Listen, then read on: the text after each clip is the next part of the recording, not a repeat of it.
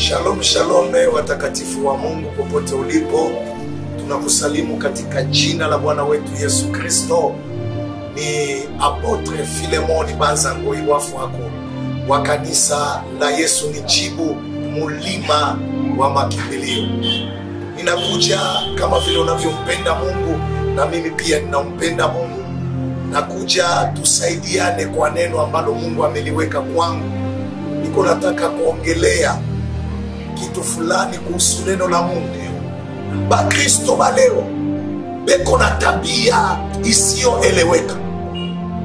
Bengi beko na tabia anakutendea mema siku unakufa. Banaweza uza serikali, banaweza lisha kilio, bananuwe magari, lakini saa ulikuwa mgonjwa msaada wao hautauona. Kwa hiyo nakuja na neno ya kwamba kila atakaye nisikia popote ulipo, mtendee mwingine mema angali mzima. Usinipost, usiniweke kwa mitandao juu unaniona nakufa.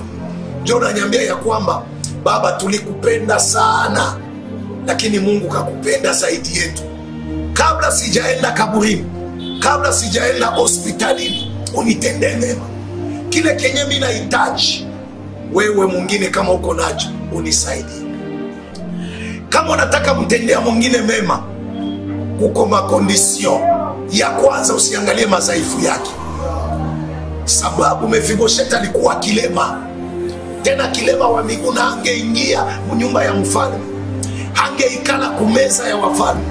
Yani kama unataka kumtendea mtu mema, usiangalie ubaya wake, usiangalie madhaifu yake, usiangalie alitoka mjamaa gani, usiangalie ni wa kabila gani. Wewe tenda tu mema, na zaidi kama ameokoka, kama ni mtu wa imani, kama ni mcha Mungu, hata iko na madhaifu fulani.